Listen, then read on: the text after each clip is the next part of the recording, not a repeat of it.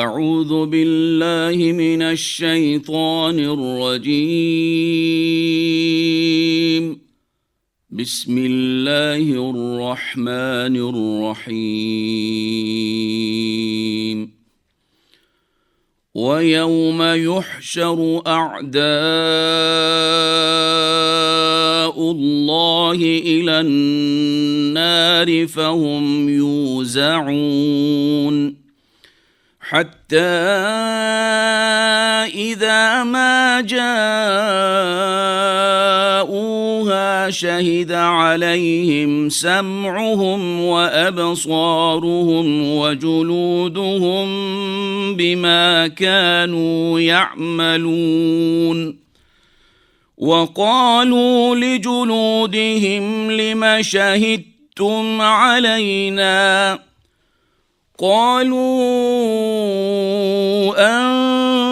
أنطقنا الله الذي أنطق كل شيء وهو خلقكم أول مرة وإليه ترجعون وما كنتم تستترون أن يشهد عليكم سمعكم ولا أبصاركم ولا جلودكم ولكن ظننتم أن الله لا يعلم كثيرا مما تعملون صدق اللہ العظیم۔ ترجمہ: اور جس دن اللہ تعالیٰ کے دشمن دوزخ کی طرف جمع کیے جائیں گے، پھر وہ روکے جائیں گے یہاں تک کہ جب دوزخ کے پاس آ جائیں گے تو ان کے کان، آنکھیں اور کھالیں ان کے خلاف ان کاموں کی گواہی دیں گے جو وہ کیا کرتے تھے، اور وہ اپنی کالوں سے کہیں گے کہ تم نے ہمارے خلاف کیوں گواہی دی؟ اور وہ جواب میں کہیں گے کہ ہمیں اللہ نے بولنے والا بنا دیا، جس نے ہر چیز کو بولنے والا بنایا ہے، اور اس نے تمہیں پہلی بار پیدا فرمایا اور تم اس کی طرف لٹائے جاؤ گے، اور تم اس وجہ سے پوشیدہ نہیں ہوتے تھے کہ تمہارے کان اور تمہاری آنکھیں اور تمہاری کالیں تمہارے خلاف گواہی دیں گے، اور لیکن تم نے یہ خیال کیا تھا کہ اللہ بہت سے ان اعمال کو نہیں جانتا جنہیں تم کرتے ہو۔ تفسیر: ان آیات کریمہ میں اللہ کے دشمنوں یعنی کافروں کی مصیبت بیان فرمائی کہ قیامت کے دن انہیں دوزخ کی طرف جمع کیا جائے گا، جماعتیں جماعتیں بن کر اس کے قریب پہنچیں گے۔ ایک جماعت آئے گی، وہ روک لی جائے گی، پھر دوسری جماعت آئے گی، وہ بھی روک لی جائے گی۔ جب یہ جماعتیں جمع ہو جائیں گی اور دوزخ کے قریب پہنچ جائیں گی تو ان کے خلاف ان کے کان اور آنکھیں اور کھالیں گواہی دیں گے۔ دنیا میں جو اعمال کیے تھے یہ اعضاء سب بتا دیں گے کہ اس شخص نے ہمیں ایسے ایسے کاموں میں استعمال کیا۔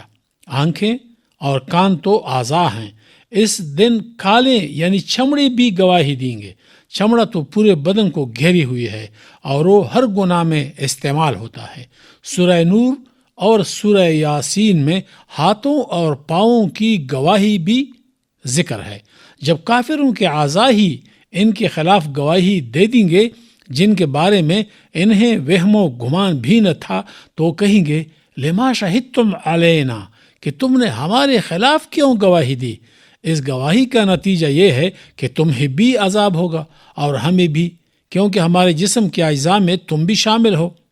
ہمارے برے اعمال سے منکر ہونا تمہارے بچانے کے لیے ہی تو تھا۔ اگر گواہی دے کر تم عذاب سے بچ جاتے تو تمہیں گواہی دینے کا کچھ فائدہ پہنچ جاتا۔ اعضاء کہیں گے کہ ہماری کیا مجال کہ نہ بولتے اور خاموش رہ کر گواہی کو چھپا لیتے۔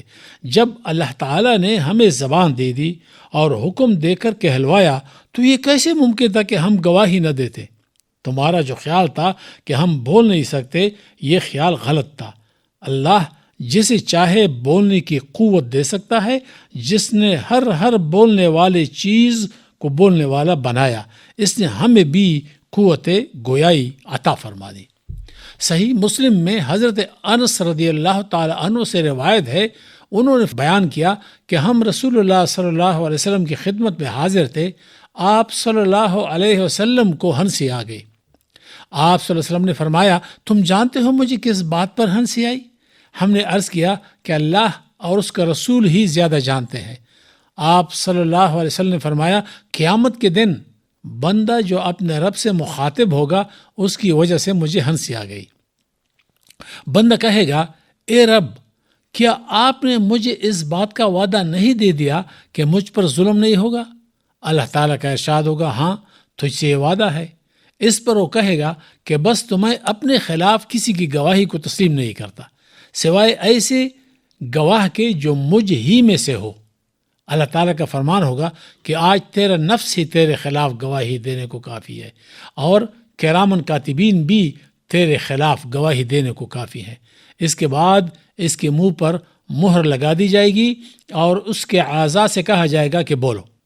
لہٰذا اس کے اعضاء اس کے اعمال کی گواہی دیں گے، پھر اسے بولنے کی قوت دے دی جائے گی، لہٰذا وہ اپنے اعضاء سے کہے گا کہ دور رہو، تمہارے لیے ہلاکت ہے، تمہاری ہی طرف سے تو میں جھگڑا کر رہا تھا، یعنی میں نے یہ جو کہا تھا کہ اپنے نفس کے خلاف کسی کی گواہی قبول نہیں کروں گا الا یہ کہ میرے اندر کی کوئی چیز ہو، اس کا مقصد ہی تو تھا کہ تم عذاب سے بچ جاؤ۔ یہاں جو سوال پیدا ہوتا ہے کہ سورہ نور میں فرمایا کہ مجرمین کی زبانیں بھی گواہی دیں گی، اور سورہ یاسین میں اور مسلم شریف کی حدیث میں فرمایا کہ منہ پر مہریں لگا دی جائیں گی، اس میں بظاہر تعارض ہے۔ اس کا جواب یہ ہے کہ یہ مختلف احوال کے اعتبار سے ہے۔ بعض احوال میں زبانیں بھی گواہی دیں گے اور بعض مواقع میں ان پر مہر لگا دی جائیں گی۔ اللہ تعالیٰ نے تمہیں پہلی بار دنیا میں پیدا فرمایا، پھر مر جاؤ گے اور اسی کی طرف لوٹ کر جاؤ گے۔ اسی نے دنیا میں زبان کو بولنا سکھایا، آخرت میں دوسرے اعضاء کو بھی بولنے کی طاقت دے دے گا۔ اس میں تعجب کی کوئی بات نہیں۔ اللہ تعالیٰ سے دعا ہے کہ وہ ہمیں برے اعمال کے ارتکاب سے بچائے اور نیک اعمال کرنے کی توفیق عطا فرمائے۔ وآخر دعوانا ان الحمد للہ رب العالمین۔